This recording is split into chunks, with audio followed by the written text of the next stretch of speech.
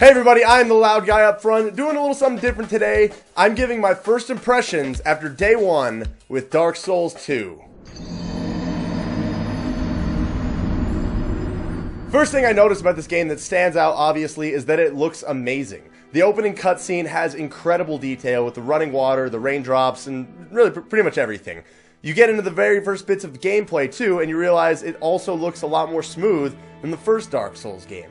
I think it's a good improvement, and I've been impressed so far with how the game actually looks. Getting into the gameplay, it starts a little slower than the first game in the series. You do a little bit of wandering, and you come across a small house thinking, well, what's going on in here? Where you kind of get the rundown, and you set up your character, and go from there. There is a little offshoot where you can go and find a pretty big bad guy that obviously is going to be a challenge. And if you go and try to fight him, you're probably going to die. And upon that first death, you unlock an achievement, at least on the Xbox version, that just says, "This is Dark Souls," which I thought was perfect for this game because really, you're going to die, and you're going to die a lot. Another thing they did differently was throw in a little tutorial section in this game. Now, in the first Dark Souls, you learned the moves by markings on the floor, the messages on the floor that you could read. And that was basically good enough. I think that added to what was so hard about the game is you got in, you just read it, and you had to actually learn how to do it.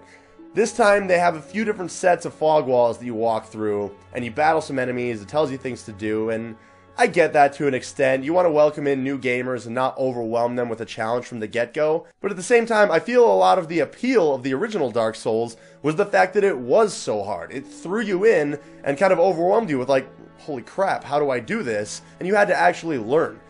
In fewer words, it treated hardcore gamers like hardcore gamers. And it really challenged you to have to be better rather than, okay, we're going to hold your hand through it to get you started.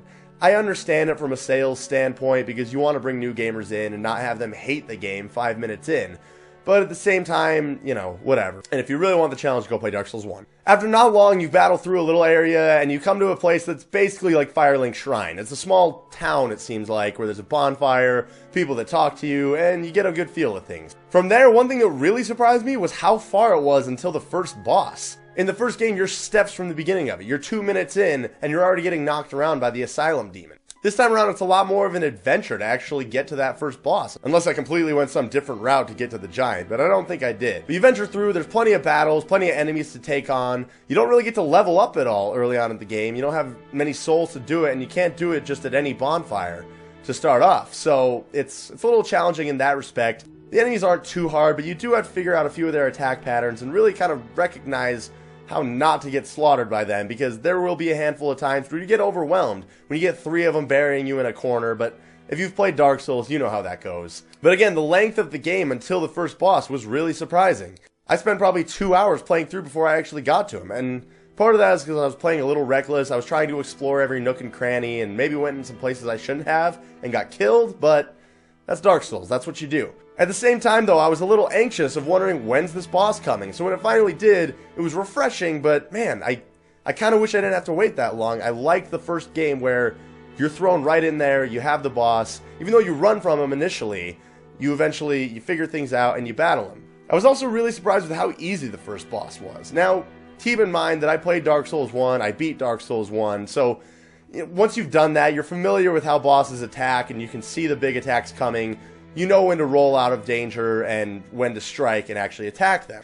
I imagine for new players it probably would have been pretty tough to actually beat them if they got to them. But, again, I understand them trying to welcome in new players, and there's still so much of what makes Dark Souls that I wasn't dissatisfied at all. Another thing I really like that they did, kind of taking a page from the first game, is the map layout. The first Dark Souls a lot of times kind of blew my mind with how the map would take you in some sprawling direction, off on what felt like a tangent. You felt like you were forever away from what you were familiar with, only to find out it all wrapped back around to some locked door that you couldn't enter before, and this was connecting the two worlds. There's already a little bit of that in this game. I've noticed it in one instance. There's been a handful more doors that I think, okay, at some point that's probably gonna loop back to some other place I was that I just couldn't get through there yet. But they make it easier for you to get back to where you've been, and once you've battled through certain areas, they give you a chance to easily get back to them. I like that about the map. I thought in the first game, they did it brilliantly, in ways where I'd be adventuring and exploring, and couldn't possibly think that I was anywhere near this other area in the map, only to pop out a door and find out, oh, I was right near it all the time and it's all connected. I love that about Dark Souls, and so far, so good as far as Dark Souls 2 is concerned. I think they're doing a good job in that respect. Overall, I'm liking the game so far. It has that same level of determination where if you get killed, you want to get right back up and beat that part that you got stuck at. You want to keep going, and I think that's part of the draw of Dark Souls, is it tells you can't do it, only to challenge you to get back up and do it again. And so far, that's here in this game as well. To sum up my first impression of Dark Souls 2, it's Dark Souls. It's more of what I loved about the first game.